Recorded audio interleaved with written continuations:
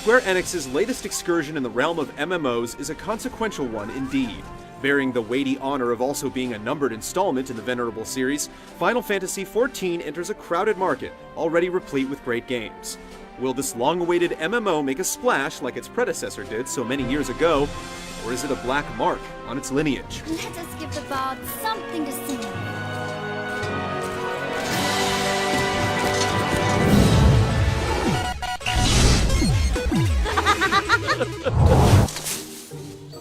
Where are we? Final Fantasy XIV takes you into the world of Eorzea, where mercenaries and soldiers have traded their past careers for new lives as adventurers. The tale you experience varies depending on the starting city you pick, but in spite of a somewhat intriguing premise, the narrative component of 14 is weak. You're kept away from the central plotline for huge intervals in between levels, and your day-to-day activities are rarely backed up with meaningful tales. There's plenty of backstory to read up on, but the game really lacks a strong, story-driven mechanic. The actual story elements are among the game's sparse redeeming qualities. We just wish both their frequency and quantity were up to notch.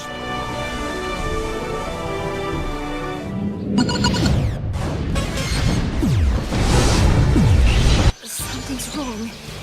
The air here is so heavy. Despite the fact that this isn't Square Enix's first stab at an MMO, Final Fantasy XIV falls flat at almost every turn.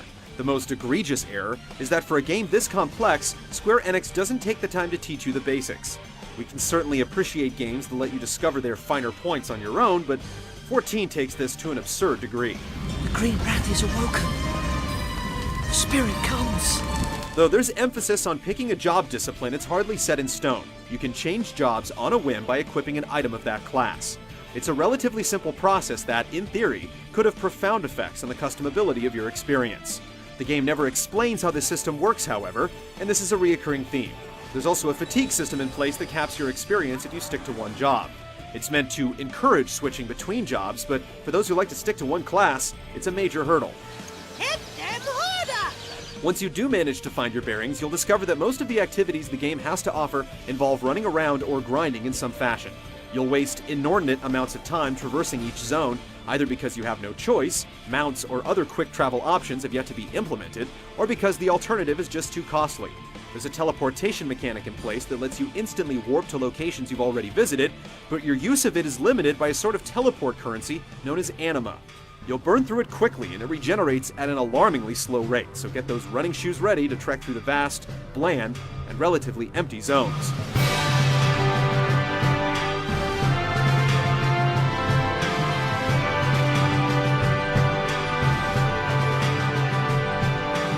Delving into the quest system reveals even more flaws. While there are some unique aspects to its setup, there's a cap on how many quests you can take on within a time period in excess of a whole day, and the time it takes for the quota to reset is unusually long. Unlike most other MMOs that let you tackle as many quests as you want, 14 applies arbitrary limits, forcing you to frequently seek less fun alternatives. This wouldn't be so bad if it weren't for the fact that the remaining activities boil down to straight grinding. It's backwards and out of place in this day and age. But it doesn't end there. I can explain! No! The game's economy abandons the concept of an auction house in favor of player-run market zones, and there's one gaping flaw in the system. You can't search for specific items, rather you have to manually scan each and every NPC in one of the dozens of market wards scattered throughout the game. This is only one of the bafflingly obvious omissions. There's no mail system in place yet, and the social elements are half-cooked. Sure, you can still party up, form link shells, and send tells to friends, but the interface is atrocious. And good luck figuring out if your buddies are online if they aren't already on your friends list, which incidentally requires that you add them while in close physical proximity. Even the common task of searching for a specific player is a needless chore. The feeling, my dear, is mutual.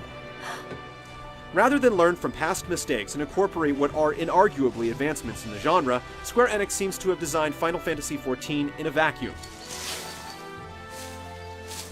and released it halfway before it was done. Well, take a look around. It's obvious, isn't it? It just simply isn't worth the hassle.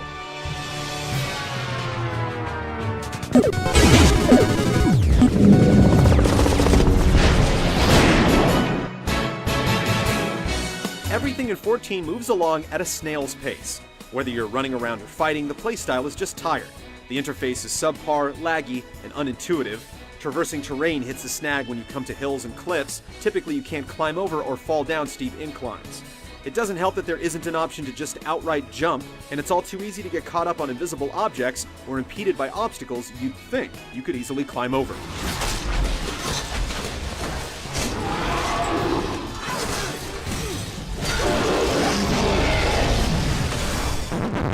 Combat doesn't fare better.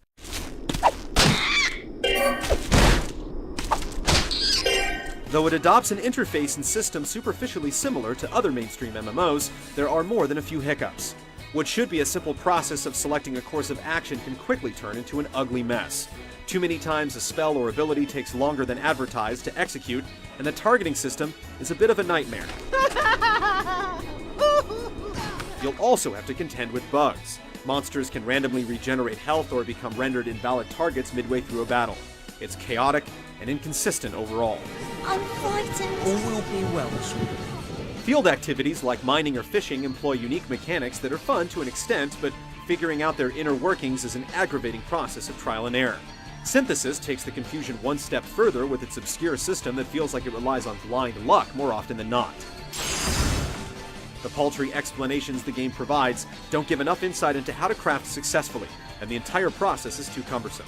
When you realize that crafting is pretty much your only alternative to questing and grinding, the dismal nature of the game's prospects come into clear view. Oh, my head.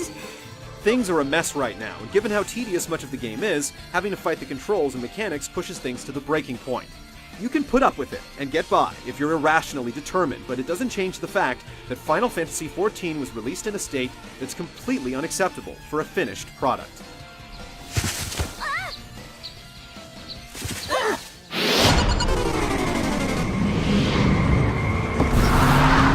To all of my children, in whom life flows abundant. One area that 14 excels at is the visuals. I knew today wouldn't be all bad. If you have a machine capable of running the game at the highest settings, you're in for the occasional treat. That said, the developers used more than a few tricks to achieve this. Close scrutiny of the environments reveals that they're comprised of simple building blocks that in many cases appear to have been extensively reused.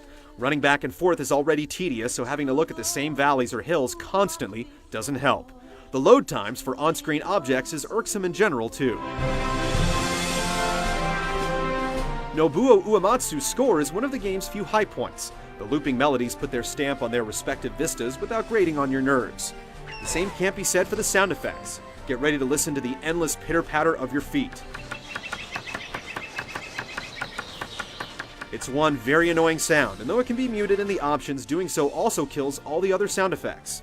The small batch of voice work during cinematic sequences is dreadful, but the bulk of the experience still relies on text bubbles.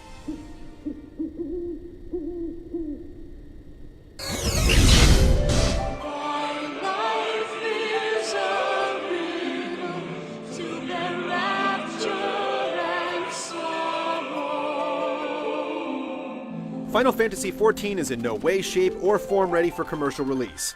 We suppose there is potential down the line for the experience to improve with patches and tweaks, but that doesn't justify why the game is in such shambles at launch. There are too many good MMOs on the market for you to spend your time and money on this broken, incomplete mess. 12 be good.